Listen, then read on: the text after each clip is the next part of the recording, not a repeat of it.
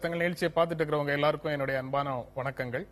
இன்றைய நிகழ்ச்சியில் பங்கேற்பதற்காக மார்க்சிஸ்ட் கம்யூனிஸ்ட் கட்சியின் ஆறுமுகநேயனார் அவர்களும் வழக்கறிஞர் குமாரதேவன் அவர்களும் நமது அரங்கத்துக்கு வந்திருக்கிறாங்க. வணக்கம். திட்டங்களுக்கான நிதி குறைப்பு பற்றி அதிமுக நாடாளுமன்ற உறுப்பினர்கள் அவையில எதுவுமே பேசல. பாரதிய ஜனதாவுக்கும் அதிமுகவுக்கும் ரகசிய உடன்பாடு இருக்குதுன்னு சென்னை பொதுக்கூட்டத்தில் நேற்று சோனியா காந்தி பேசினார் என்று நாளிதழில் செய்தி இருக்கு. அதாவது சமூக நலத்திட்டங்களுக்கு ஒதுக்கப்படக்கூடிய நிதியை மோடி அரசு குறைச்சிருக்குது. இதே போல வளர்ச்சி திட்டங்களுக்கான நிதியையும் குறைச்சிருக்குது. இதனால ஏழை எளிய மக்கள் மிகவும் பாதிக்கப்பட்டிருக்கிறாங்க. ஆனா இது பற்றி நாடாளுமன்றத்தில் அதிமுக எம்பிக்கள் கேள்வி எதுவும் கேட்கவில்லை. இதிலிருந்து பாரதிய ஜனதா கட்சிக்கும் அதிமுகவுக்கும் ரகசிய உடன்பாடு இருக்கு அப்படிங்கிறது தெரிய வருது அப்படின்னு அவங்க பேசுறாங்க. ஆனா நேற்றைய நாளிதழ்களில் மார்க்சிஸ்ட் கம்யூனிஸ்ட் கட்சியினுடைய செயலாளர் சீதாராம் யெச்சூரி திமுக அதிமுக இரண்டுமே பாஜகவோட ஒரு ரகசிய உடன்பாடு வச்சிருக்கு அப்படின்னு சொல்லி பேசியிருந்தாரு. தமிழ்நாடு சட்டமன்ற தேர்தலில் திமுகவோ அதிமுகவோ பாரதிய ஜனதா கட்சியோட வைத்திருக்கக்கூடிய உறவு எந்த விதத்தில் முக்கியமானது ஒரு பிரச்சனை, அதை பற்றி ஏன் நீங்க பேச வேண்டும் அப்படின்னு சொல்லி நேற்று அதை பற்றி பேசும்போது கூட வந்திருந்த விருந்தினர்கள் கருத்து சொன்னாங்க. நீங்க என்ன சொல்ல விரும்புறீங்க? அதுல இன்னைக்கு இந்திய யூனியன் என்று அழைக்கப்படக்கூடிய இந்த சமஷ்டி அமைப்பில் பெடரல் ஸ்ட்ரக்சர்ல மத்திய அரசாங்கம் என்பது ஒரு வலுவான கொள்கை முடிவுகள் எடுக்கக்கூடிய இடத்துல இருக்கு. அதனால மாநில சர்க்கார், மாநிலத்தில் ஆட்சியில் இருக்கக்கூடிய கட்சி, மாநில எதிர்க்கட்சிகள் இவர்களுக்கும் மத்திய அரசாங்கத்தில் இருக்கக்கூடிய கட்சிகளுக்கும் இடையே இருக்கக்கூடிய உறவு என்பது ரொம்ப பிரதானமானது. அதுல இன்னைக்கு ஆளும் கட்சியாக இருக்கக்கூடிய அஇஅதிமுக மத்தியில் ஆளும் கட்சியாக இருக்கக்கூடிய பாரதிய ஜனதா கட்சியோட மிக நெருக்கமான அண்டர்ஸ்டாண்டிங், உறவு எல்லாம் வச்சிருக்கிறாங்க. நீங்க ஒரு ஜனநாயக மரபுப்படி ஒரு பிரதான எதிர்க்கட்சி பெரிய எண்ணிக்கையில பாராளுமன்ற உறுப்பினர்கள் வைத்திருக்கிறவர்களுக்கு துணை சபாநாயகர் பொறுப்பு கொடுக்கிறதுங்கிறது இயல்பானது. அப்படின்னா காங்கிரஸ் தானே கொடுத்திருக்கணும், ஏன் அதிமுகவுக்கு? அப்போ நீங்க ஒரு பிரதான எதிர்க்கட்சி என்ற முறையில கூட நீங்க தேசிய கட்சியை அங்கீகரிக்காம ஒரு மாநில கட்சியோட அவங்க உறவு வைத்துக் கொள்ள துடிக்கிறாங்க. அதுக்கு இன்னொரு முக்கியமான காரணமும் இருக்கு. இன்னைக்கு மாநிலங்களவையில அவங்களுக்கு தேவையான எண்ணிக்கையில பாராளுமன்ற உறுப்பினர்கள் இல்லாத காரணத்தினால் காங்கிரசும் இடதுசாரி கட்சிகளும் மற்றவர்களும் வலுவாக இருப்பதனால் அரசாங்கத்தினுடைய அலுவல்களை, சட்டங்களை நிறைவேற்றுவதில் அவங்களுக்கு வெளியே இருந்து ஆதரவு தேவை இருக்கு. அது அதிமுக கிட்ட தான் இருக்கு. 37 பாராளுமன்ற உறுப்பினர்கள். சோ அதனால இந்த உறவு என்பது நீங்க திரும்ப திரும்ப மோடி அவர்கள் வரும்போதும் மத்திய மந்திரிகள் வரும்போதும் ஒரு மாநிலங்களவையில் உங்களுக்கு 11, 12 அந்த ரேஞ்சில தானே உறுப்பினர்கள் இருக்காங்க. 37 பேர் இங்க மக்களவையில தானே இருக்காங்க. 11 இன்னைக்கு பெரிய நம்பர். மக்களவையிலும் மாநிலங்களவையில அவங்களுக்கு ஏற்கனவே பெரும்பான்மை இருக்கு. மாநிலங்களவையில ஒரு ஓட்டு கூட அவங்களுக்கு கவுண்ட் ஆகுது. பல இடங்கள்ல ஓட்டெடுப்பு எடுக்கும்போது சில வாக்குகள் வித்தியாசத்துல அரசாங்கத்தினுடைய பில்கள் தோற்கடிக்கப்பட்டன. அதெல்லாம் நடந்திருக்கு. அதனால வலுவாக அவங்க அஇஅதிமுகவோட இருக்கக்கூடிய உறவை பலப்படுத்துறாங்க. ஒன்று. இரண்டாவதாக மோடி முதற்கொண்டு மத்திய அமைச்சர்கள் வரும்போது முதல்ல அவங்க வீட்டுக்கு போய் அவங்களுக்கு சலாம் வச்சுட்டு அவங்க வீட்டுல சாப்பிட்டுட்டு இந்த உறவை பலப்படுத்திட்டு தான் போறாங்க. இன்னைக்கு தேர்தல் வரும்போது தேர்தல் மேடையில அங்கொன்றும் இங்கொன்றுமாக ஒருவர் விமர்சனம் செய்து கொள்வது என்பது அது சும்மா ஒரு ஃபார் அகடமிக் சென்ஸ் என்று நான் நினைக்கிறேன். அதனால இந்த உறவு என்பது பலமாக இருக்கு. இதே மாதிரிதான் திராவிட முன்னேற்ற கழகமும். நீங்க கொள்கை பிரச்சனைகள்ல திராவிட முன்னேற்ற கழகம் உறுதியான எதிர்ப்பை தெரிவிக்காமல் நடைமுறை பிரச்சனைகள்ல அங்கொன்றும் இங்கொன்றுமாக தெரிவித்து விட்டு பாரதிய ஜனதாவோட ஒரு நல்லுறவை வைத்துக் கொள்ள வேண்டும் என்ற ஆதங்கமும் எண்ணமும் தொடர்ந்து அவங்க ஸ்டேட்மெண்ட்ல பாத்தீங்கன்னா இருக்கு. இது பல உதாரணம் சொல்ல முடியும். அதனால எங்க தலைவர் சீதாராம் யெச்சூரி பேசும்போது there is a clear match fixing between ADMK and DMK with BJP என்பதை தெளிவா தான் சொன்னாங்க. நீங்க எப்படி பார்க்கறீங்க? அதிமுகவுக்கும் பாஜகவுக்கும் ஒரு ரகசிய உடன்பாடுன்னு சோனியா காந்தி சொல்றாங்க. இவங்க அதுல திமுகவையும் சேர்த்து இவங்க சொல்றாங்க. அதிமுகவையும் பிஜேபியும் பிரிச்சு பார்க்க முடியாது. அது ஏதோ பேருக்கு திராவிடம் அண்ணா அப்படின்னு பேர் இருக்கே தவிர பிஜேபியினுடைய ஒட்டுமொத்தமான கொள்கைகள் சுவீகரித்துக் கொண்டு அதை அப்படியே ஏற்றுக்கொண்டு ஏற்கனவே ஜெயலலிதா தேசிய உயர்நிலை குழு கூட்டத்தில் பேசினாங்க. ராமனுக்கு அயோத்தியில கோயில் கட்டாம வேற எங்க போய் கோயில் கட்ட முடியும்னு சொல்லி பிஜேபியுடைய குரலை எதிரொலித்தார்கள். சேது சமுத்திர திட்டம் வரும்போது, அந்த பிரச்சனை வரும்போது இல்ல அங்க ராமன் இருந்தாரு, போனார், பாலம் கட்டினாரு, அதனால சேது சமுத்திர திட்டத்தை வரவேற்கணும், அதற்கான நிதிகளை கொடுக்க கூடாதுன்றது சொன்னாங்க. அதுக்காக வழக்கும் போட்டாங்க. தங்களை இணைத்துக் கொண்டு பேசினார்கள். பிஜேபி கூட வந்து சோனியா காந்தி சொல்லிக்காம ரகசிய உடன்பாடு, ரகசிய உடன்பாடெல்லாம் இல்லை, நேரடியான உடன்பாடுகளே வந்து அவங்களுக்கு இருக்கு. எனவே நேற்றைக்கு வந்து பிஜேபி கூட வந்து கூட்டணி பேச்சுவார்த்தைகள் வந்து இல்லை அப்படிங்கிற காரணத்தினாலேயே அதிமுகவுக்கும் பிஜேபிக்கும் வந்து உறவு இல்லை அப்படின்னு சொல்ல முடியாத ஒரு சூழ்நிலை இருக்கு. ஆனால் நேரடியாக அவர்களுக்கு வந்து உடன்பாடுகள் இருக்கிறது. கொள்கை ரீதியான உடன்பாடுகளாக இருந்தாலும் சரி, மற்ற எதுவாக இருந்தாலும் சரி, ஏதோ 2 வருடங்களிலே எந்த திட்டங்களை எதிர்த்து அதிமுகவினர் வந்து அங்கே பேசியிருக்கிறார்கள்? எதுவுமே பேசல.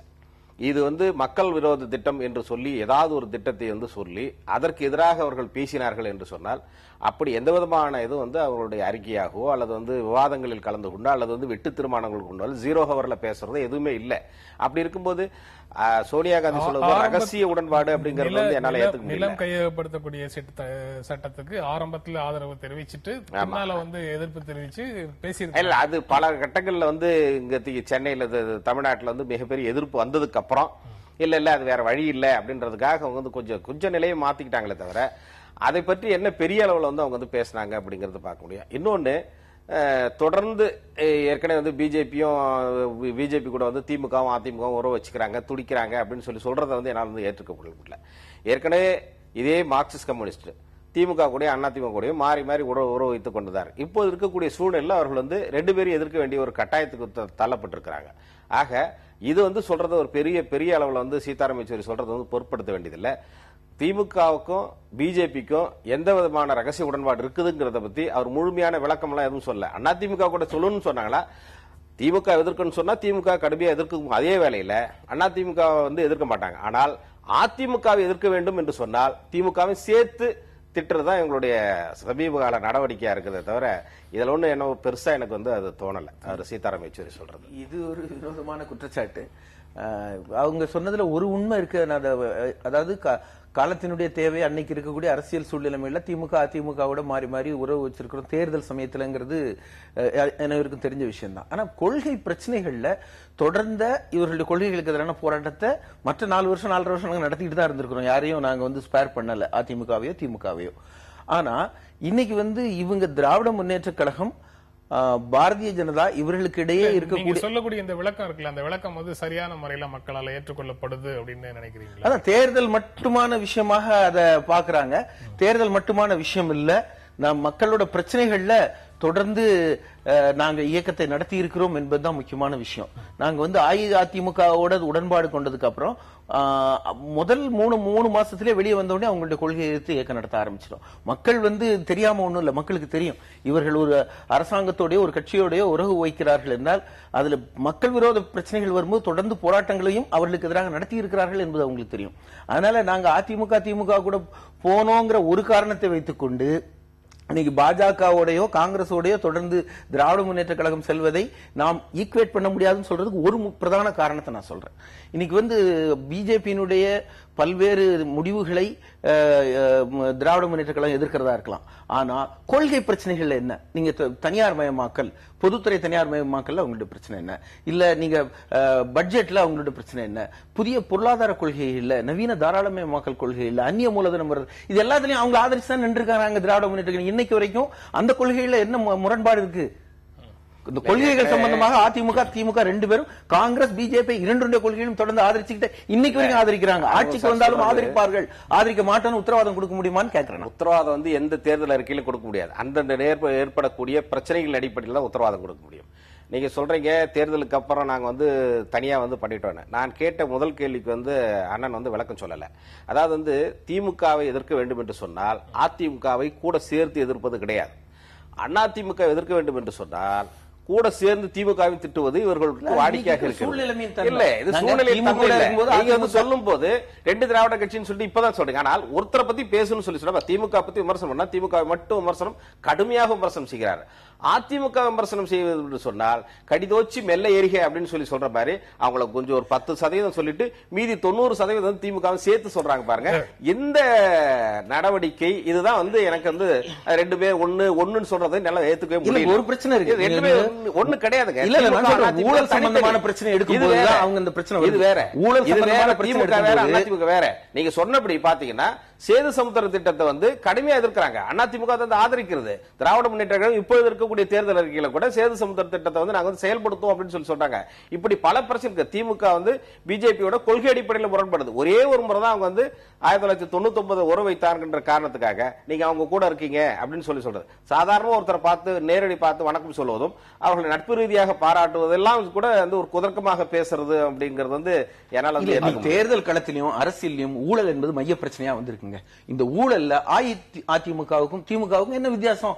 ரெண்டு பேரையும் சமமாக ஊழல் எதிர்ப்பு பிரச்சனையில நாங்க சமமாக பார்ப்பது எதிர்ப்பது தலைவரே இல்ல. இவங்க மேல இருக்கக்கூடிய வழக்கு என்பது நிலுவையில் இருக்கு. என்ன வேணா தீர்ப்பு வரலாம். தொடர்ந்து அந்த வழக்கை அவங்க சந்திச்சுக்கிட்டு இருக்காங்க, சீஃப் மினிஸ்டரா இருக்கிறவங்க. அதே மாதிரி அங்க இருக்கக்கூடிய மந்திரியாக இருந்தவர்கள், அவர்கள் குடும்பத்தில் இருக்கிறவங்க எல்லாருமே வழக்கு இருக்கு தானே செய்யுது. அதுதானே சொல்றோம். அது சொன்னா என் கோபம் வருது. நீங்க இதுல கோவப்பட வேண்டிய விஷயமே இல்ல. நீங்க அதே மாதிரி தான் நான் சொல்றேன். கொள்கை பிரச்சனையும் நடைமுறை பிரச்சனையும் ஒன்னா பார்க்க முடியாது. நடைமுறை பிரச்சனையில அன்னைக்கு வரக்கூடிய அரசியல் நிலைப்பாட்டில இருந்து நீங்க திராவிட முன்னேற்ற கழகம் பொசிஷன் எடுக்கலாம். கொள்கை பிரச்சனையில என்ன? கொள்கை பிரச்சனை என்ன சமாதானம் பண்ணாங்க? பொருளாதார கொள்கைகள்ல இருக்கக்கூடிய நிலைப்பாடு வேண்டாம். இன்னைக்கு இப்போ பொதுத்துறை தனியார் மயமாக்கல் ஒரு பிரச்சனை எடுத்துக்கிறாங்க. இவங்களுடைய நிலைப்பாடு என்ன? பொதுத்துறை தனியார் மயமாக்கல்ங்கிற நிலைப்பாடு ஓகே. இடஒதுக்கீட்டுல வந்து சிபிஎம் உடைய நிலைமை என்ன? கேள்விக்கு இன்னொரு கேள்வி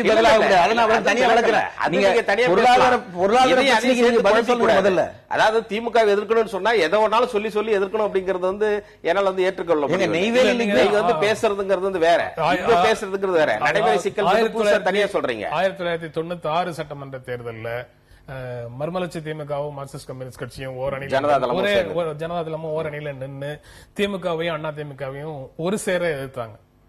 அப்போ வந்து அதிமுகவை எதிர்க்க வேண்டியதுக்காக திமுகவையும் சேர்த்து எதிர்த்தாங்கன்னு சொல்லுவீங்களான்னு தெரியல. நிலைப்பாடே வந்து இருவருக்கும் எதிரான நிலைப்பாடுக்கு போயிட்டாங்க.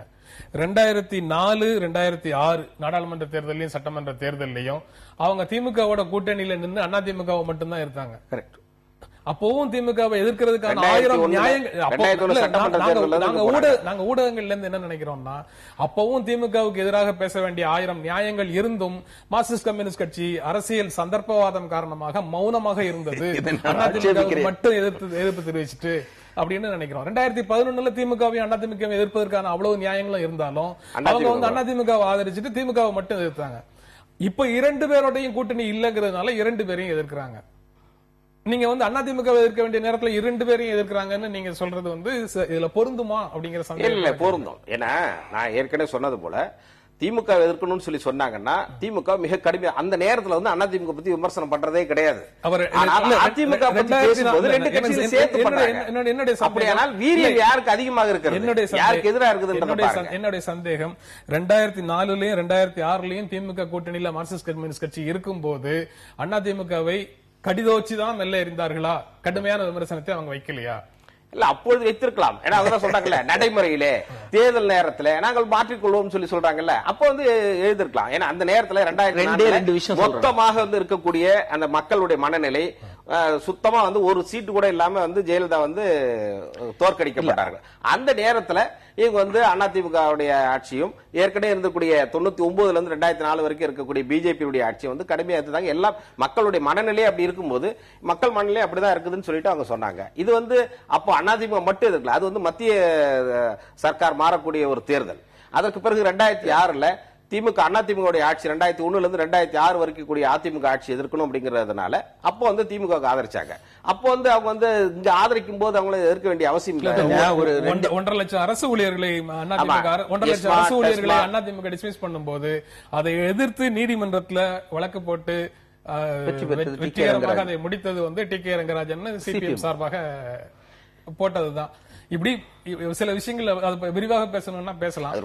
வேண்டாம், நான் ஒரு 2 பாயிண்ட் சொல்றேன். இந்த பகுதியை நிறைவு செய்யணும். இந்த பகுதியை நிறைவு செய்யறதுக்கு தான். அதாவது 2 பாயிண்ட் சொல்றேன். ஒன்னு, 1967 அப்புறம் இன்னைக்கு வரைக்கும் வந்திருக்கிற சூழ்நிலையில திராவிட முன்னேற்ற கழகம் அதிமுக மாறி மாறி வந்திருக்கும் போது 2 விஷயம் இந்த அணிகளை தீர்மானிப்பதில் இருந்திருக்கு. ஒன்னு வந்து லெசர் ஈவில், அது கூட நின்னு கிரேட்டர் ஈவில எதிர்க்கிறது. இல்ல அது 5 வருடங்களுக்கு ஒரு தடவை மாறுது இல்ல, இது மாறுது, 5 வருஷத்துக்கு ஒருக்க மாறுது.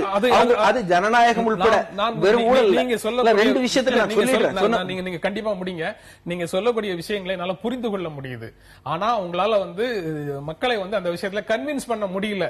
அதனாலதான் அவங்க மேல மீண்டும் மீண்டும் இந்த குற்றச்சாட்டு வரட்டும். நான் திரும்பவும் அதே விளக்கத்தை சொல்ல வேண்டியது இருக்கு. நீங்க 71 இருந்திருக்கு, 71 72 இருந்திருக்க அதிமுகவும் இன்னைக்கு இருக்கிற அதிமுகவும் வேற, 67 இருந்திருக்கிற திமுகவும் இன்னைக்கு இருக்கிற திமுகவும் வேற. as time goes by அவங்களுடைய தீமைகள் என்பது அதிகரிச்சிருக்கு. நீங்க நான் 2 காரணம் சொன்னது ஒண்ணு, யாரு அந்த சூழ்நிலைமையில ரொம்ப அம்பலப்பட்டு போய் மக்கள் அவமானப்பட்டு போய் நிக்கிறாங்களோ அவங்கள நம்ம பதவியிலிருந்து இறக்க வேண்டிய தேவை என்ற சூழ்நிலைமை ஒண்ணு வந்திருக்கு. இரண்டாவது விஷயம் நான் சொல்றது, இன்னைக்கு தேசத்துல 75க்கு அப்புறம் மாநில அரசியலை விட்டுட்டு அகில இந்திய அரசியல்ல யார் ஆட்சியில் இருக்க வேண்டும் என்ற தேவையை ஒட்டி தமிழகத்துல கூட்டு என்பது வந்திருக்கு. இந்த 2 காரணமாக நாங்க அங்க போகும்போது நீங்க சந்தர்ப்பவாதம் சொன்னீங்க, நாங்க சந்தர்ப்பவாதம் இல்ல, அரசியல் தேவைக்காக அந்த மாதிரி நிலைப்பாடு எடுக்க வேண்டி வந்திருக்குங்கிறது ஒரு விமர்சனத்துக்குரிய கருத்தா கூட நான் ஏற்றுக்கொள்கிறேன். ஆனா இன்னைக்கு 50 வருஷத்துக்கு அப்புறம், கிட்டத்தட்ட 50 வருஷத்துக்கு அப்புறம் இல்ல இந்த 2 தேராது என்ற நிலைமை வந்ததுக்கு அப்புறம் உறுதியான எதிர்ப்பு 2க்கு எதிராக தெரிவிக்கிறோமா இல்லையாங்கிறதான் பாயிண்ட். இதே நிலையில் எவ்வளவு தூரத்துக்கு போறதுங்கிறதெல்லாம் மிகப்பெரிய கேள்வி இருக்கு. ஆனா மக்களை திரட்டி அதை செய்வதற்கான உறுதியோட நாங்க இல்ல பெரிய அளவுகோல் வச்சிருக்காங்க. 80ல இருந்த அதிமுக வேற, அப்புறம் இருக்கக்கூடிய அதிமுக வேற, 89ல இருந்த திமுக வேற, இப்ப இருக்கிற திமுக வேற. இது எந்த அளவுகோல்ல எப்படி கொண்டு வராங்க? சீட்டு நீங்க இது ஆதரிக்கிறாங்க, அப்போ எதிர்க்கிறது. திராவிட முன்னேற்ற கழகம் சமூக நீதி பிரச்சனைகளை தலையிட்டு 40 ஆண்டுகள் கழிச்சு நாங்க 2 கட்சியுமே நாங்க எதிர்க்கிறோம். கௌரவ கொலை ஏத்துக்கிறது இல்லைங்க. இல்ல கௌரவ கொலையிலயோ சொல்றாங்க, இந்த இளவரசன் விஷயத்திலயோ இப்ப சமீபத்தில் நடந்த விஷயத்திலயோ எதிலுமே ஒரு உறுதியான எதிர்ப்பு சமூக நீதி பிரச்சனைல கூட திராவிட முன்னேற்ற கழகம் செய்யறது இல்லையா? அவங்க அதிமுக தொடர்ந்து பேசலாம் ஒரு இடைவேளைக்கு பிறகு. மாற்றம் வேண்டும் அப்படிங்கிற ஒரு ஆவல் வாக்காளர்கள்ட்ட இருக்கு. ஆனா அதை எப்படியாவது திசை திருப்பி மீண்டும் இருதுருவ அரசியலுக்குள்ள தமிழ்நாட்டு அரசியல கொண்டு வந்துடணுங்கிற அஜெண்டால அதிமுகவும் திமுகவும் தீவிரமாக இருக்காங்க. அவங்களுக்கு துணை நிற்கிற விதத்துல கருத்து கணிப்புகள் வருது அப்படின்னு மார்க்சிஸ்ட் கம்யூனிஸ்ட் கட்சி குற்றம் சாட்டுது. இஷ்யூ கருத்து கணிப்புகள் மக்களிடம் எடுக்கப்படுகின்றன. அதுல என்ன ரிசல்ட் வருதோ அதை அவை சொல்கின்றன. இப்ப சமீபத்தில் வந்த 2 நாளிதழ்களில் வரக்கூடிய கருத்து கணிப்புகள்ல ஒன்று சொல்வதற்கும் இன்னொன்று சொல்வதற்கும் இடையில அடிப்படையில பல வேறுபாடுகள் இருக்கு. ஆனா 2மே இருதுருவ அரசியலுக்குள்ள நிக்குதுங்கிறது வேறு அது தனியான வேறு கதை. ஆனா அவங்க ஒரு சாம்பிள் எடுக்கிறாங்க, அந்த சாம்பிள்ல கிடைக்கக்கூடிய தகவல்களை பகிர்ந்து கொள்றாங்க. இதை முழுக்க முழுக்க திசை திருப்புவதற்காகவே நடக்கிற முயற்சி அப்படின்னு குற்றம் சாட்ட முடியுமா? அதாவது கருத்து கணிப்பு என்பதே தேர்தல் நேரத்தில் நடத்தப்படுவது என்பது சில நிறுவனங்களால சில நோக்கங்களுக்காக தான் நடத்தப்படுது. உண்மையாக தெரிந்து கொள்வதற்காக நடத்தப்படக்கூடிய கருத்து கணிப்புகள் வெளியே வர்றதில்லை. அதனால இன்னைக்கு பத்திரிகைகளும் ஊடகங்களும் திட்டமிட்டு இருதுருவ அரசியலுக்குள்ள இதை நிப்பாட்டுவதற்காக செய்யக்கூடிய முயற்சி என்ற குற்றச்சாட்டு ரொம்ப நியாயமானது ஒன்று. இரண்டாவதாக இன்னைக்கு தேர்தல் கமிஷன் இந்த விஷயத்துல வாய்மூடி மௌனியாக இருப்பதற்கு பாருங்க, நீங்க சேஷன் காலத்திலேருந்து துவங்கி நரேஷ் குப்தா காலத்திலேருந்து துவங்கி நீங்க கருத்து கணிப்புகளுக்கு தடை இருந்தது. நீங்க கருத்து கணிப்புல எக்ஸிட் போல் கூட நீங்க போல் முடிஞ்சு எல்லா ஃபேஸும் முடிஞ்சதுக்கு அப்புறம் தான் வரணும் இருந்தது. இப்போ பீப்புள்ஸ் ரெப்ரசன்டேஷன் ஆக்ட் அதுக்குள்ள இருக்கக்கூடிய சட்டச்சரத்துக்கள் அதை இன்டர்பிரட் பண்றது, தேர்தல் கமிஷன் வெளியிடக்கூடிய எக்ஸிகியூட்டிவ் ஆர்டர்ஸ், இப்படி சிலது இருக்கு. அப்ப சிலதுக்குள்ள புகுந்துட்டு சட்டத்தை புறக்கணித்து விட்டு மக்கள் திசை திருப்புகிற முறையில் இது மாதிரி கருத்து கணிப்பு நடத்துறாங்க. அதுல தேர்தல் கமிஷன் இதை அனுமதிக்கிறது தவறு என்பது என்னுடைய அபிப்பிராயம். அவங்க எங்களுக்கு எக்ஸிகியூட்டிவ் ஆர்டர் இருக்கு, இந்த மாதிரி எக்ஸிட் போல் மட்டும்தான் பண்ணலாம்னு அனுமதிக்கிறாங்க. அவங்க அது தவறு என்று இன்னைக்கு எல்லா அரசியல் கட்சிகளை விட முதல்ல நாங்க தான் கண்டிச்சு அதை நிறுத்த வேண்டும் என்று நாங்க தேர்தல் கமிஷனுக்கு கடிதம் கொடுத்திருக்கிறோம். ஆனா அவங்க நடவடிக்கை எடுக்கல. அகில இந்திய அளவில் இந்த பிரச்சனை எடுப்போம், இந்த மாதிரி கருத்து கணிப்புகள் கூடாது, தவறு, தேர்தல் ப்ராசஸ் ஆரம்பிக்கிறதுக்கு முன்னாடி பண்ணட்டும் இல்ல எப்ப வேணா பண்ணட்டும், ஆனா தேர்தல் ப்ராசஸ் ஆரம்பிச்சு வாக்களிக்கும் வரை இது நடத்தக்கூடாது என்பது எங்களுடைய தெளிவான கருத்து. நீங்க எப்படி பாக்குறீங்க? இல்ல ஏற்க இன்னொரு நிறுவனம் நடத்தி இருக்கிற கருத்து கணிப்புல மக்கள் நல கூட்டணி, மார்க்சிஸ்ட் இணைந்திருக்கக்கூடிய மக்கள் நல கூட்டணி அதிகமான இடங்கள் 150 இடங்களுக்கு மேற்பட்ட ஜெயிப்பாங்க அப்படின்னு சொல்லிட்டு தனியா ஒரு கருத்து கணிப்பு நடத்திருக்காங்க. சார் அந்த கருத்து கணிப்பும் தப்பா இருக்குமோ அப்படின்ற மாதிரி கூட நினைக்கலாம்.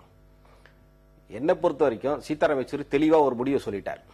2 பேர் தான் பிரதானமா இருக்கிறாங்க, இவங்க 2 பேருக்கு இடையில போட்டி தான் இருக்கு. நாம அந்த பகுதியில் நாம் 3வது அணியா அதிமுகவுக்கு மாற்று வேண்டும் என்று எங்களை சொல்லணும்ன்ற சொல்றதுக்காக வலிந்து சொல்லப்பட்ட ஒரு கருத்தா தான் அதை பாக்குறேன். இன்னொன்னு, இரண்டு துருவங்கள் அதிமுகத்துக்கு மாற்று எது என்று சொன்னால் அது திமுக தான் என்பதை மக்கள் முடிவு செய்து விட்டார்கள். அது சில வகையில் வெளிப்படுகிறது. இன்னும் ஒரு சிலர் சொல்றாங்க இல்ல இல்ல அது அதிமுகவுக்கு தான் சாதகமா இருக்கும்னு சொல்லி ஒன்னு சொல்றாங்க. எப்படி ஆயினும் கருத்து கணிப்புகள் சில தேர்தல்கள் உண்மையாக இருக்கும். 1996 கண்டிப்பாக திமுக தமாக கூட்டணி வரும் அப்படின்னு சொல்லி சொன்னாங்க. அது நடந்தது.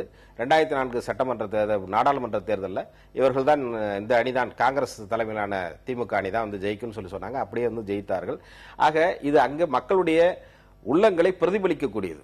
இன்றைக்கு இருக்கக்கூடியது அதிமுக ஆட்சி வீட்டுக்கு போக வேண்டும் என்று மக்கள் நினைக்கிறார்கள் என்கின்ற அந்த மைய இழை ஒத்துக்கிட்டார். மாற்றம்ங்கிறது உண்மை, அது தேவை அப்படின்னு சொன்னா அந்த மாற்றம் யாரால் கொடுக்க முடியும் என்று சொன்னால் திமுகவால் தான் கொடுக்க முடியும் என்பதுதான் சமீபத்திய கருத்து கணிப்புகள். கொஞ்ச நாளைக்கு முன்னாடி பேசின பேச்சுக்கள் வேற, அப்ப மக்கள் மனசுல இருந்தது வேற, இப்ப கொஞ்சம் கொஞ்சம் மாறிக்கிட்டு வருது. அது தங்களுக்கு சாதகமாக இல்லையே என்பதற்காக சீதாராம் யெச்சூரி சொல்லியிருக்கலாம் நான் நினைக்கிறேன். தமிழர் தேசிய முன்னணி தலைவர் பழ நெடுமாறன் திருநெல்வேலியில செய்தியாளர்கள்ட்ட நேற்று பேசியிருக்கிறாரு. ஒரு வித்தியாசமான ஒரு குற்றச்சாட்டை முன் வச்சிருக்கிறார். எதிர்க்கட்சிகள் கடந்த 30 ஆண்டுகளாக செயல்படாததாலதான் தமிழ்நாட்டில் ஊழல் பெருகி இருக்கிறது அப்படின்னு சொல்றாரு. நீங்க ஒரு விதத்துல பார்த்தா ஆளுங்கட்சியை நீங்க குறை சொன்னாலும் அதே 2 பேர் தான் வர்றாங்க, எதிர்கட்சியை நீங்க குறை சொன்னாலும் அதே 2 பேர் தான் வர்றாங்க. இந்த கடைசி 5 ஆண்டுகள்ல வேணா விஜயகாந்த் உள்ள வர்றாரு. மற்றபடி ஆளுங்கட்சியை நீங்க நேரடியாக ஊழல் பெருகியதுக்கு காரணம்னு சொன்னாலும் அதே திமுக அதிமுக தான் வருது. எதிர்கட்சிகள் தான் காரணம் அப்படின்னு சொன்னாலும் அதே திமுக அதிமுக தான் வருது. நீங்க எப்படி பார்க்கறீங்க அவருடைய ஸ்டேட்மெண்ட்? அது ஐயா நெடுமாறன் ஐயா ஒரு 30 ஆண்டுகள் அப்படின்னு சொல்லி சொல்றாரு. 30 ஆண்டுகள் அப்படின்னு சொல்லி சொன்னா 86ல இருந்து கணக்கு வருது. அவருடைய பிரதிநிதித்துவம், மக்கள் பிரதிநிதித்துவம் 1980ல இருந்து 84ஓட முடிஞ்சு போச்சு அவருக்கு. அப்பதான் அதிமுக கூட்டணி நின்று ஒரு எம்எல்ஏவா இருந்த, மதுரை மேற்கு தொகுதியில எம்எல்ஏவா இருந்து, அதற்கு பிறகு 84ல திமுக கூட்டணியில மீன் சின்னத்தில் போட்டிட்டு அதே மதுரை மேற்குல தோல்வி அடைந்தார். அதற்கு பிறகு அவர் இன்னும் எதிர்கட்சியா தான் இருக்காரு. இது எதிர்கட்சிகள் பலமா இல்லை, அதனாலதான் ஊழல் நடந்திருக்கு அப்படின்னு சொல்லி சொன்னா, இவர் சொல்லக்கூடிய அந்த 84 முதல் 87 வரை பலமான எதிர்கட்சியாக திராவிட முன்னேற்ற கழகம் அப்போது செயல்பட்டது. அதற்கு பிறகு 89ல இருந்து 91 எடுத்து பாத்தீங்கன்னா அப்போ எதிர்கட்சிகள் அதிமுக செயல்பட்டது. காங்கிரஸ் அப்பொழுது எதிர்கட்சி, மூப்பனார் தலைமையில் தனியாக 4 முனை போட்டியாக இருக்கும் போது இருந்தது. அதற்கு பிறகு 2 சட்டமன்ற உறுப்பினர்களை கொண்டிருக்கூடிய திமுக மிக கடுமையாக போராடி எதிர்கட்சி என்கின்ற அந்த நிலைமையை அதிமுக ஆட்சிக்கு எதிராக 91 மிருக பலத்தோடு அமர்ந்திருக்கக்கூடிய 91-96 இருந்தக்கூடிய அதிமுக ஆட்சி கடுமையாக எதிர்த்தார்கள். இப்படி எல்லாம் எதிர்த்துட்டு இருக்காங்க. இவர் சொல்ற காரணம் என்னன்னா, ஊழல் அதிகமாகி போயிடுச்சு அப்படின்னு சொன்னா எந்த அர்த்தத்தில் இவர் ஊழல் அதிகமாகி போச்சு அப்படிங்கறது சொல்லல. இன்னொன்னு சொல்றாரு, விஜயகாந்த் எதிர்கட்சி தலைவராக செயல்படல, ஆனா அதே சமயத்தில் அதனால அவர் முதல்வராக முடியாது. இப்ப என்ன சொல்ல வராருன்னு சொல்லி சொன்னா, மீண்டும் அதிமுகவுக்கு வாய்ப்பு கொடுங்க அப்படிங்கறது மறைமுகமா சொல்றதா தான் அவருடைய பேட்டியோ அல்லது அவருடைய அறிக்கையோ அமையுது அப்படின்னு சொல்லி தான் நான் நினைக்கிறேன். நீங்க முதல் கட்டமாக எப்படி ஃபீல் பண்றீங்க? இது ஒரு வித்தியாசமான அறிக்கைன்னு சொன்னீங்க, நான் ஏற்றுக்கொள்றேன். அதுல சில உண்மைகளும் இல்லாமல் இல்லை என்பதையும் நம்ம ஏற்றுக்கொள்ளணும்னு நான் நினைக்கிறேன். வித்தியாசமான அறிக்கைன்னு சொல்லும்போது நீங்க சொன்ன மாதிரி ஆளும் கட்சியை ஊழலுக்கு குற்றச்சாட்டுறதை விட்டு எதிர்கட்சி குற்றச்சாட்டுறதுங்கிற வித்தியாசம் அதுல இருக்குது. என்ன அர்த்தம் அதுக்குள்ள இருக்கிறதாக நான் நினைக்கிறேன்னா, சட்டமன்றத்தினுடைய ஜனநாயக செயல்பாடு என்பது தமிழ்நாட்டில் கொஞ்ச காலமாக ரொம்ப பெரிய அளவுக்கு முடக்கப்பட்டிருக்கு. எதிர்கட்சியாக இருக்கிறவர்கள் அவங்க பெரிய அளவுக்கு உள்ள போய் பேச முடியறதில்ல, ரகலை பண்ண முடியறதில்ல, பிரச்சனைகளை எழுப்ப முடியறதில்லைங்கிற நிலைப்பாடு 2 பக்கத்திலேயே இருந்திருக்கு. இதுல திராவிட முன்னேற்ற கழகமும் அதிமுகவும் நாங்க ரொம்ப ஜனநாயகமா நடத்தினலாம் சொல்ல முடியாது. 2 பக்கத்திலையும் ஜனநாயக பூர்வமான ஒரு விவாதத்தையோ, எதிர்கட்சி என்பது இடித்துரைப்பார் இல்லா ஏமராமன் தானே, நீங்க இடித்துரைப்பதற்கு ஆள் சட்டமன்றத்தில் பேசும்போதுதான் ஆளுங்கட்சி தன்னை திருத்திக் கொள்ள முடியும். அந்த வாய்ப்பு புறக்கணிக்கப்படக்கூடிய சூழல் என்பது 2 கட்சிகள்னாலே ஏற்பட்டிருக்கு என்ற கருத்து அதில் இருக்கிறதாக நான் பார்க்கிறேன். இன்னொரு முக்கியமான விஷயம், இந்த ஊழல் என்பது இன்னைக்கு ஒரு காம்படிட்டிவ் கரப்ஷன் நம்ம ஆங்கிலத்துல சொல்றாங்கல்ல. நீங்க ஆளுங்கட்சியாக இருப்பவர்களை விமர்சிக்காமல் ஒரு மாதிரி விட்டுட்டு தாங்கள் அவர்கள் செய்ய வேண்டிய, அவர்கள் செய்து கொண்டிருக்கிற பணியை செய்ய வேண்டும், தங்களுடைய பலத்தை வளர்த்துக் கொள்வதற்காக, தங்களுடைய செல்வத்தை வளர்த்துக் கொள்வதற்கான நோக்கம் என்பது 2 கட்சிகளுக்கும் இருக்குங்கிற குற்றச்சாட்டு அதுக்குள்ள இருக்குன்னு நான் பாக்குறேன். அதாவது உதாரணத்துக்கு இப்ப சமீபத்தில் தோழர் ஜிஆர் அவர்கள் ரொம்ப ஆழமாக அந்த பிரச்சனைக்குள்ள போய் மணல் கொள்ளை, தாது மணல் கொள்ளை, கிரானைட் கொள்ளையை பத்தி திரும்ப திரும்ப திரும்ப அவர் பேசிக்கிட்டே இருக்கிறார். ஏன்னா அதை பத்தி அவ்வளவு சகாயம் அறிக்கையிலிருந்து ஏராளமான ஸ்டடி பண்ணி ஒரு விவரங்களை கொடுக்கிறார். ஏன் அதுல திராவிட முன்னேற்ற கழகம் மிக உறுதியான நிலைப்பாடு எடுக்க மாட்டேங்குது? குற்றவாளி சட்ட புத்தகத்துக்கு கொண்டு வர வேண்டும் ஏன் சொல்ல மாட்டேங்குன்னு சொன்னா, தொடர்ந்து அதிமுக செஞ்சிட்டு இருக்கிறத ஒரு நிறுவனமயமாக்கப்பட்டு திமுக கொடுக்குறாங்க, திமுக அது அதிமுக. அப்ப இந்த கண்டினியூட்டி இருக்கு பாருங்க, ஊழலை தொடர்ந்து நடத்தி கொண்டே இருப்பது. இப்ப நாங்க 2 பேரும் எதுக்கிறது காரணமும் அதுதான். அப்ப இது அவர் சொல்றதுல இருக்குது. அப்ப ஆளுங்கட்சி எதிர்கட்சி என்ற அந்த மரபு ரீதியான எதிர்ப்புக்கு பதிலாக எதிர்கட்சிகள் நாளைக்கு வந்தா நம்ம தானே செய்யணுங்கிறதுக்காக பிரதான எதிர்கட்சி அவர் மீன் பண்றாரு, சைலண்டா இருந்துடுறாங்க என்ற குற்றச்சாட்டு அதுல இருக்கிறதாக நான் பார்க்கிறேன். யாக்கியான விளக்கங்கள் எப்படி வேணாலும் சொல்லலாம். ஆனா நெடுமாறன் சொல்லி இருக்கக்கூடிய அர்த்தம், உள்ளார்ந்த அர்த்தம் என்ன அப்படின்னு சொன்னா, அது முழுக்க முழுக்க அதிமுக ஆதரவா இருக்கக்கூடியது. அவர் எப்பவுமே அப்படிதான் பேசுவார். வெளியில பேசுற மாதிரி இருக்கும். ஆனா உள்ளுக்குள்ள மைய இழையா ஓடுறது என்னன்னா, அதிமுகவுக்கு சார்பு நிலையை தான் அவர் எப்பவுமே எடுப்பார். தடா சட்டத்தில் கைது செய்யப்பட்டு உள்ளே இருக்கும் போதும் சரி, மீண்டும் பொடா சட்டத்தில் கைது செய்யப்பட்டு உள்ளே இருந்த போதும் 2 முறையும் ஜெயலலிதா தான் அவர்களை கைது செய்து, அவருடைய ஆட்சியில் தான் கைது செய்து சிறைக்கு அனுப்பினார். ஆனா வெளியில நன்றி சொன்னதற்கு பிறகு அதிமுக ஆதரவினை தான் அவர் எடுத்தாரு. இதுல ஒரு பெரிய மாற்றமாவோ அல்லது இல்ல. ஆனா ஒண்ணு மட்டும் உறுதியா இதுல தெரியுது, அதிமுகவை ஆதரிக்க வேண்டும். அதன் மூலமாக திமுக சொல்றோம். அந்த திமுக எதிர்க்கணும்னு சொன்னா அண்ணா திமுக பத்தி பேசுறது கிடையாது, நான் ஆரம்பத்திலே சொன்னது போல. ஆனால் அண்ணா திமுக பத்தி திட்ட வேண்டும் என்று சொன்னால் திமுகவை சேர்த்து திட்டுவது என்கின்ற அந்த ஒரு புதிய ட்ரெண்ட் இப்ப உருவாகிட்டு இருக்கு பாருங்க. அந்த ட்ரெண்ட்ல இவரும் மாட்டிக்கிட்டு இருக்காரு தான் நான் நினைக்கிறேன். அண்ணா திமுக தான் அவரை கைது செய்து சிறையில் அடைத்தது. ஆனா வந்ததுக்கு அப்புறம் அண்ணா திமுகவை தான் எப்பவுமே அப்படிதான் பண்ணுவார். ஏன்னா அவருக்கு கலைஞர் எதிர்ப்புங்கிறது ரொம்பவே இருக்குது. கலைஞர் எதிர்ப்பு தான் அவருக்கு இருக்கக்கூடியது. 1967 சம்பத் கூட வெளியில வந்ததுல இருந்து அவர் கலைஞர் எதிர்ப்பு அந்த இதுலயே ஊர்ன வரும். ஆக அவர் அப்படிதான் பேசுவார். இதுல ஒன்றும் பெரிய வித்தியாசமா சொல்ற மாதிரி எனக்கு ஒன்றும் தெரியல. நீங்க நடப்பு செய்திகளுக்கு மாறாக அப்படி ஒரு நிலை எடுக்கிறாருன்னு சொன்னீங்கன்னா அவருடைய இப்போது நடப்பு செய்திகள் அவர் அதிமுக ஆட்சி கண்டிப்பாக வீட்டுக்கு அனுப்பப்பட வேண்டும், மாற்றம் ஏற்பட வேண்டும் சொல்லிட்டு எங்கேயாவது ஒரு இடத்துல சொல்றாரு. நீங்க நடப்பு சொல்றதே கிடையாது. எதிர்கட்சிகள் சொல்லாம 2த்தையும் சேர்த்து சொல்றது. அதிமுக ஆதரிக்கிறது அவருடைய நிலைப்பாடு. சரி, அது அதிமுக ஆட்சியில திமுகவா இருந்தாலும் சரி, திமுக ஆட்சியில அதிமுகவா இருந்தாலும் சரி, அல்லது இப்போ விஜயகாந்தா இருந்தாலும் சரி, எதிர்கட்சிகள் ஆட்சிக்கு எதிராக மக்களை திரட்டும் பணியில பல இயக்கங்களை நடத்தி, பல போராட்டங்களை நடத்தி, உண்மையிலேயே அது மக்களிடம் எடுபடாமல் போயிருந்தால் அவங்க முயற்சிகள் எல்லாம் அவங்க எடுத்தாங்க, சிறப்பாக செயல்பட்டாங்க அப்படின்னு சொல்வதற்கு இடம் இருக்கு. அப்போது நெடுமாறன் இந்த மாதிரி சொல்லியிருந்தாருன்னா அது அவருடைய விருப்பத்தை தெரிவிக்கிறாரு. அவருக்கு இயல்பாக இருக்கக்கூடிய கருணாநிதிக்கு எதிரான உணர்வை அவர் வெளிப்படுத்துறாருன்னு சொல்ல முடியும். ஆனா யதார்த்தத்துல ஆளுங்கட்சியும் எதிர்கட்சியும் ஆளுங்கட்சி ஏ ஆளுங்கட்சி பி அப்படிங்கிற மாதிரி தான் இருந்தது. எதிரான போராட்டங்களை சிறிய இயக்கங்கள் மட்டும்தான் நடத்திட்டு இருந்தது யதார்த்தத்துல பார்க்க முடியுது.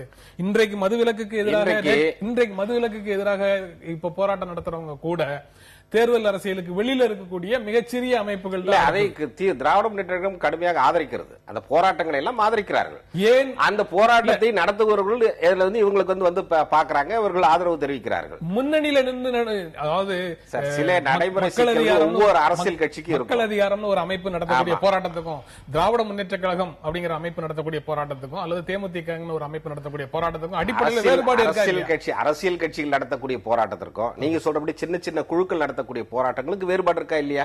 அதே போலதான் இருக்கு. அதே மாதிரி வேறுபாடு எல்லாத்திலுமே இருக்கு. ஒரு சிலதை அவங்க நிறைவேற்ற முடியும், ஒரு சிலது இறங்கி போராட முடியும், ஒரு சிலது இறங்கி போராடுவர்களுக்கு ஆதரவு கொடுக்க முடியும். பெரிய கட்சி அப்படி சிலதுல ஆதரவு கொடுக்க இந்த இஷ்யூவை நீங்க சொல்றது என்ன அர்த்தம்னா, மதுவிலக்கு பிரச்சனையில ஏன் அவங்க பண்ணலன்னா அவங்க செய்யறாங்க.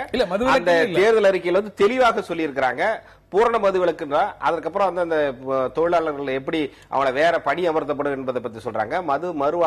மது அடிமைகள் மறுவாழ்வு மையம் எப்படி கொண்டு வரணுங்கிறத பத்தி எல்லாம் தெளிவா சொல்லியிருக்காங்க. மதுவிலக்குன்னு குறிப்பாக திராவிட முன்னேற்ற கழகத்தை ஒரு முறை கூட பேசவே விடல, அங்க இருக்கிறவங்க பேசவே விடல. ஆனால் 2006 கலைஞர் ஆட்சிக்கு வந்த போது இவங்க எல்லாருமே சொன்னாங்க, ஜெயலலிதா ஆட்சியில் இருக்கும்போது ஒரே ஒரு முறை வந்தாங்க, சிங்கிளா வந்தாங்க, பேசினாங்க, அப்படி சொன்னாங்க இப்படி சொன்னாங்க. ஆனா அவர்களுக்கு முழுமையான வாய்ப்பை தரக்கூடிய திமுகவையும் இவங்க பேசுறாங்க. சுத்தமா வாய்ப்பே கொடுக்காம மேஜையை மட்டுமே தட்டி மேஜையில ஒரு பகுதியை உடைஞ்சு போற அளவுக்கு தட்ட அதிமுகவையும் திமுக சேர்த்து பேசுறாங்களேங்கிறதா எனக்கு இருக்கக்கூடிய பெரிய ஆதங்கம். எனக்கு பல நெடுமாறன் ஐயா அவர்களுடைய இந்த ஸ்டேட்மெண்ட் என்பது அதனுடைய சார்பு நிலையோ உள்நோக்கத்தையோ ஒரு பக்கம் கொஸ்டின் பண்ணிட்டோம், அது அவருடைய உரிமை, அதுக்குள்ள நான் போல. ஆனா இன்னைக்கு தேர்தலில் அது ஒரு மைய பிரச்சனையாக ஊழல் வந்திருக்கு. ஒன்று. இரண்டாவதாக இன்னைக்கு அகில இந்திய அளவுல டெல்லியில ஆம் ஆத்மி பார்ட்டி ஜெயிச்சதுக்கு அப்புறம் இளைஞர்கள் மத்தியில, புதிய வாக்காளர்கள் மத்தியில ஊழலுக்கு எதிரான நிலைப்பாடும், கிளென்லினஸ் இன் பாலிடிக்ஸ் அந்த மாதிரி கோஷங்களும் வந்து கொண்டிருக்கக்கூடிய சூழல்ல ஊழல் பற்றிய விவாதத்தை மைய பிரச்சனையாக கொண்டு வர வேண்டும் என்ற முறையில் நான் அந்த ஸ்டேட்மெண்ட் வரவேற்கிறேன். நான் அப்படிதான் பாக்குறேன். அதனால இன்னைக்கு ஊழல்ல ஏற்கனவே குற்றம் சாட்டப்பட்டவர்கள் அது இருக்கட்டும் ஒரு பக்கம், நீங்க கிளீன் அட்மினிஸ்ட்ரேஷன் கொடுக்கறாங்கிறத கூட நீங்க ஸ்டேட்மெண்ட்ல நாங்கள் வந்தால் கொடுப்போம் என்று சொல்ல முடியாத நிலைமையில தான் இந்த கட்சிகள் இருக்கிறாங்க. அப்ப அது எல்லாருமே சொல்றாங்க, இ கவர்னன்ஸ் மூலமாக வெளிப்படையான நிர்வாகத்தை நாங்கள் கொடுப்போம் அப்படின்னு சொல்லி சர்வீஸ் ஆக்ட் கொண்டு சொல்லியிருக்காங்க. நடைமுறையில நேற்று வரைக்கும் கொண்டு வரல, இனிமேல் வரும்போது கொண்டு வருவோம் அப்படின்னு சொல்றாங்க. எல்லாருமே தான் சொல்றாங்க. சட்டமன்ற செயல்பாடு அப்படிங்கிறது வந்து ஆளுங்கட்சி வந்து அல்லது சபாநாயகர் வந்து எதிர்க்கட்சிகளை செயல்பட விடாமல் தடுப்பதன் காரணமாக எதிர்க்கட்சிகள் செயல்பட முடியவில்லை. அதாவது இன்னைக்கு நம்ம அரசியலமைப்பு சட்டம் உருவாக்கப்பட்டதுக்கு அப்புறம் நம்முடைய அரசியலமைப்பு சட்டத்தில் நிறைய ஓட்டைகள் இருந்திருக்கு, பிரச்சனைகள் இருந்திருக்கு. அந்த பிரச்சனைகளை அனுபவத்தின் மூலமாக செழுமைப்படுத்தி இருக்கிறோம், சட்ட திருத்தங்களை கொண்டு வந்திருக்கிறோம். இன்னைக்கு கவர்னர், சபாநாயகர், 356 உள்பட பல்வேறு விஷயங்கள் என்பது இன்னைக்கு ஜனநாயகத்துக்கு எதிரான விஷயங்களாக இருக்குது. நீங்க உத்தராகண்ட்ல நடந்திருக்கக்கூடிய விஷயங்களும், 356 பாஜக பயன்படுத்தி இருக்கிற விஷயங்களும், சில சபாநாயகர்கள், குறிப்பாக தமிழகத்தில் கடந்த 5 வருஷமாக சபாநாயகருடைய செயல்பாடும்,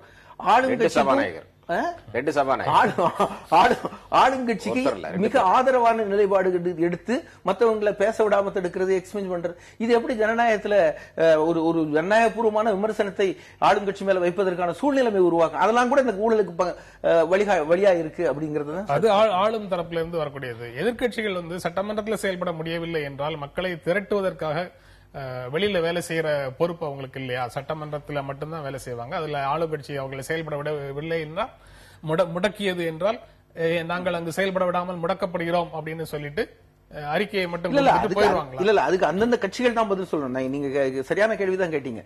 திராவிட முன்னேற்ற கழகம் இன்னைக்கு ஊழல் எதிர்த்த போராட்டத்தை அதிமுக திராவிட முன்னேற்ற கழகம் தானே பதில் சொல்லணும். 30ல 25 வருடங்கள் தான் அவங்களுக்கு எல்லாம் பொறுப்பு, அதிமுக திமுகவுக்கு பொறுப்பு. கடைசி 5 வருடங்கள் தேமுதிகவுக்கு தான் பொறுப்பு, விஜயகாந்துக்கு தான் பொறுப்பு. விஜயகாந்தனுடைய கட்சியில இருந்திருக்கக்கூடிய எம்எல்ஏக்கள், கேப்டன் கட்சியில இருக்கிறவங்க தொடர்ந்து இந்த பிரச்சனையை எழுப்பி அவர்கள் பேசுறதெல்லாம் அழிக்கப்பட்டு அவர்களை கூண்டோட வெளியேற்றி அவர்கள் மேல நடவடிக்கை எடுக்கப்பட்டு இதெல்லாம் பார்த்துக்கிட்டு தானே இருக்கும். ஒன்னும் செய்யல நீங்க எப்படி சொல்ல முடியும்? இல்ல சட்டமன்றத்துல செயல்பட முடியல, அதுக்கப்புறம் சட்டமன்றத்துக்கு வெளியில செயல்பட வேண்டிய கடமை வந்து ஒரு கட்சியினுடைய கொள்கை நிலைப்பாட்டில இருந்து அவர்களுடைய செயல்பாட்டு முறையில இருக்கு.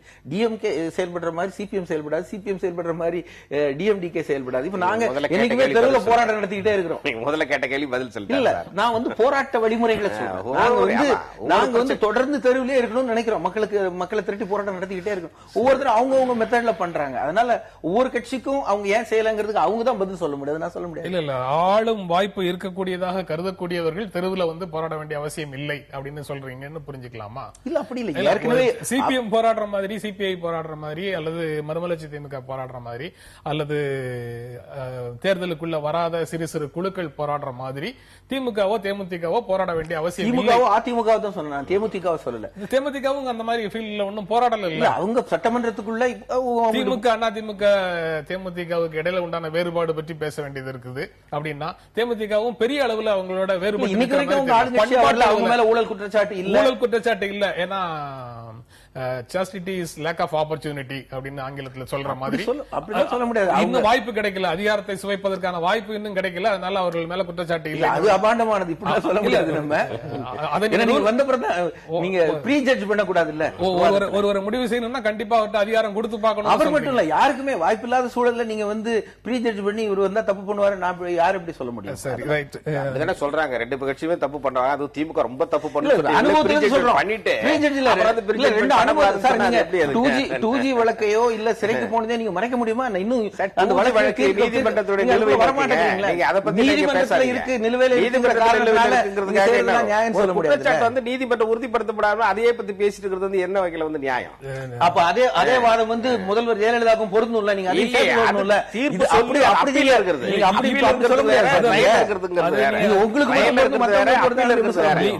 லீகலான விஷயங்கள் பத்தி பாக்குறதா நீங்களே ஒத்துக்குவீங்க. அந்த இடைப்பட்ட பீரியட்ல நீங்க சொல்றது ரைட்டு. இப்போ வந்து அக்யூட்டலுக்கு எதிராகத்தான நிலுவையில இருக்குது. ஆமா.